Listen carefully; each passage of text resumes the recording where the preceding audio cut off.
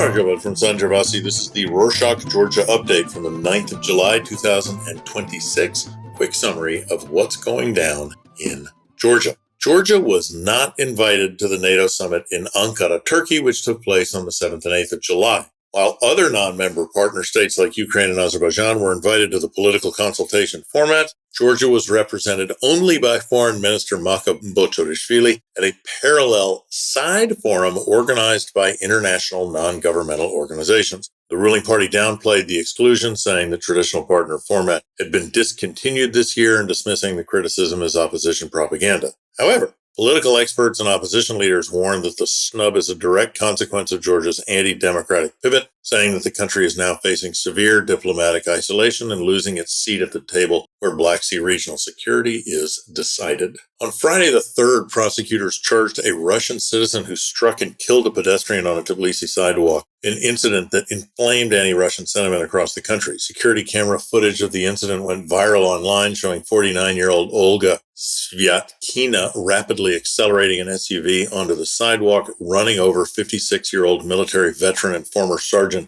Mimi Kazilikashvili, crushing her against a parked car. Kazilikashvili died at the hospital. Graphic video sparked massive public outrage and online conspiracy theories that Russian intelligence targeted Kazilikashvili due to her military background. Svyatkina faces up to 7 years in prison, though her attorney claims she simply panicked and hit the wrong pedal. On Wednesday the 8th, Radio Free Europe broke the story of 49-year-old British war veteran Matthew Roy Desmond, who has spent nearly 3 months in Gldani prison over his prescription painkillers. His lawyers kept the case quiet until now to negotiate with prosecutors, but broke their silence due to his worsening health. Former paratrooper was traveling through Georgia by motorcycle when border guards discovered supplies of pregabalin, buprenorphine, and codeine. Desmond used the medication for severe spinal injury. Customs officers detained him because his paperwork lacked an international certification. Even though his lawyers submitted the fully certified documents back in May, authorities refused to release him. Facing agonizing chronic pain, the veteran is now willing to plead guilty just to secure a plea bargain and go home.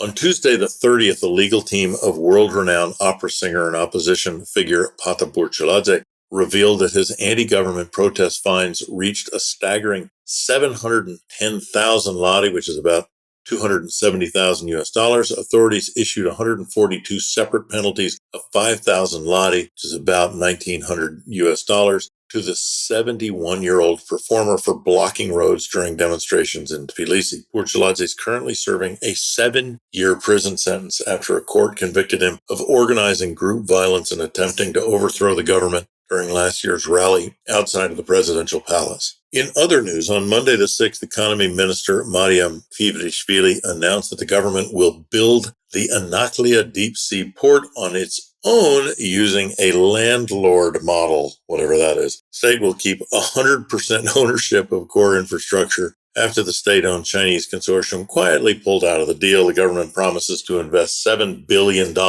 into the project by 2032, promising the port will receive its first ships in 2029. Opposition leaders are saying the project is effectively dead. They point out that the 2026 budget slashed Anaklia's funding by 2/3, dropping it from 150 million lari, $57 million, to just 50 million lari, $19 million. They say the strategic port will never actually be built as long as billionaire Bidzina Ivanishvili controls the country. On Monday the 6th, a torrential downpour triggered a landslide on Vazhavshevela Street in Tbilisi. The earth collapsed into a deep pit at an unfinished construction site, destroying the retaining wall and backyard of an adjacent residential building. City Hall officials say they're waiting for an expert group to test the structural safety of the building foundation. The storm also caused widespread chaos across the capital, submerging streets in Didi-Dihomey and knocking down trees on Agmashenabeli Alley. Even Tbilisi International Airport took some damage, with its roofs heavily leaking and electricity turning off. Link to the video in the show notes.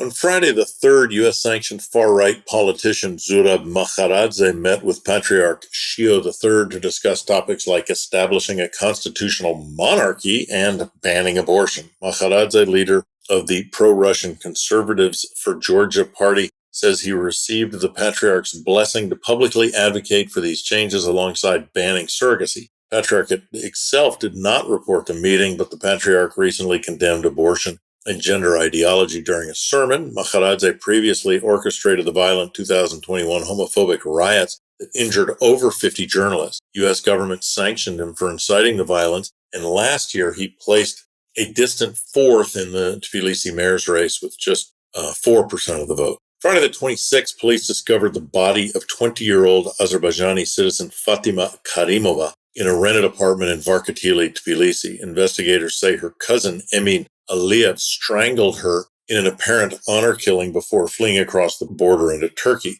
Karimova had originally left Azerbaijan to escape an arranged engagement and live with her boyfriend in Tbilisi, who subsequently abused and blackmailed her with private videos. Family correspondents revealed their relatives ordered the hit to clear the family reputation after discovering the blackmailed material. Women's rights organizations Sapati has stepped in to handle legal representation for the victim's sister, while Georgian law enforcement has launched an international search to track down Aliyev. On Monday the 6th, Formula TV cut its daily airtime and laid off staff to survive a severe financial crisis. As one of Georgia's last remaining independent opposition channels, the station canceled its morning shows entirely and delayed its live broadcast by 3 hours after employees spent months working without pay. Station leaders blame the ruling party for financial crisis. They say the government actively targets critical media by using regulatory fines, restrictive funding laws, and targeted pressure to deter private advertisers.